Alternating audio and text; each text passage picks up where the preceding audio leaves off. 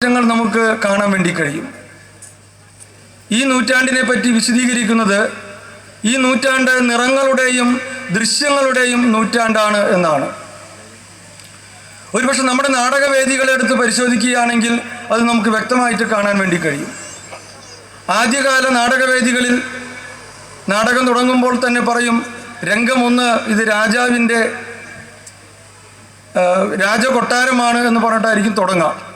നമ്മളൊക്കെ ആ സമയത്ത് രാജാവിൻ്റെ കൊട്ടാരത്തെ മനസ്സിലേക്ക് കൊണ്ടുവന്ന് രാജാവിൻ്റെ കൊട്ടാരത്തിൽ നടക്കുന്ന സംഭവവികാസങ്ങളെയാണ് നാം വേദിയിൽ കാണുന്നത്. പിന്നീട് അതിന് ഒരുപാട് മാറ്റങ്ങൾ വന്നു. ശാസ്ത്ര സാങ്കേതിക വിദ്യയുടെ മാറ്റങ്ങളുടെ ഭാഗമായി ഇന്നത്തെ നാടകവേദികളിൽ പ്ലെയിനും കപ്പലും എല്ലാം തന്നെ വേദികളിലേക്ക് കൊണ്ടുവരുന്ന അവസ്ഥയിലേക്ക് നമ്മുടെ നാടകവേദികൾ വളർന്നു കഴിഞ്ഞു. പക്ഷേ ഈ നാടകവേദികൾ ശാസ്ത്ര സാങ്കേതിക വിദ്യകൾ ഉപയോഗിക്കുന്നതിലും പുതിയ സങ്കേതങ്ങൾ ഉപയോഗിക്കുന്നതിലും വളർന്നു കഴിഞ്ഞു എങ്കിൽ കൂടി നാടകവേദികളെ ആസ്വദിക്കാനുള്ള ആസ്വാദക സമൂഹം അതിനൊത്ത് വളർന്നില്ല എന്നുള്ളതാണ് യാഥാർത്ഥ്യം. ഒരു കാലഘട്ടത്തിൽ നേരത്തെ പൊന്നമ്മ ചേച്ചി സൂചിപ്പിച്ചതുപോലെ ആയിരക്കണക്കിന് ആളുകൾ നാടകവേദിക്ക് ചുറ്റും തടിച്ചുകൂടിയിരുന്നുവെങ്കിൽ പിന്നീട് വന്ന കാലഘട്ടത്തിൽ ആ നാടകവേദികൾ ശുഷ്കമായി കൊണ്ടിരിക്കുകയായിരുന്നു.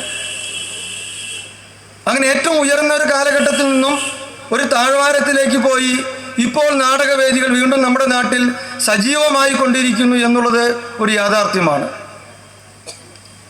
കഴിഞ്ഞ 5 വർഷക്കാലത്തെ നമ്മുടെ ഇരിങ്ങാലക്കുട ചുറ്റുവട്ടത്തുള്ള അവതരിപ്പിക്കപ്പെട്ട നാടകങ്ങളുടെ ഓരോ വർഷം തോറുമുള്ള കണക്കുകളെടുത്ത് പരിശോധിച്ചാൽ കഴിഞ്ഞ ഒരു വർഷം ഏറ്റവും കൂടുതൽ നാടകങ്ങൾ അവതരിപ്പിച്ച വർഷമായി നമുക്ക് കണക്കാക്കാൻ വേണ്ടി സാധിക്കും. ഇത് സൂചിപ്പിക്കുന്നത് നമ്മുടെ നാടകവേദികൾ വീണ്ടും സജീവമാകാൻ വരുന്നു എന്നുള്ളതിൻ്റെ സൂചനകളാണ്. എന്നാൽ ഈ നാടകവേദികളെല്ലാം പുറകോട്ട് പോയപ്പോഴും വളർച്ചയുടെ കാലഘട്ടത്തിലൂടെ കടന്നുപോയപ്പോഴും അതിൻ്റെ ഉയർച്ചയിലും തളർച്ചയിലും പതരാതെ കഴിഞ്ഞ 4 പതിറ്റാണ്ട് കാലമായി ഈ നാടകവേദിയെ നെഞ്ചേറ്റു ലാളിക്കുന്നതിന് വേണ്ടി സാധിച്ചു എന്നുള്ളതാണ് SNYS ഈ നാടിന് ചെയ്ത ഏറ്റവും വലിയ സേവനമെന്ന് ഞാൻ കണക്കാക്കുകയാണ്.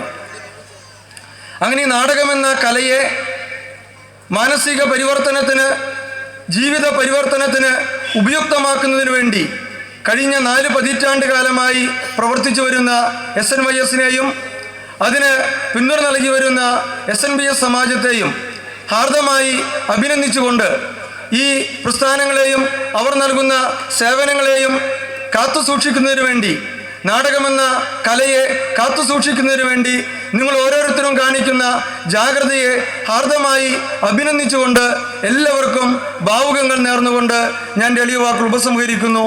നന്ദി, നമസ്കാരം. ജോർജ് അവരെ ക്ഷണിക്കുന്നു.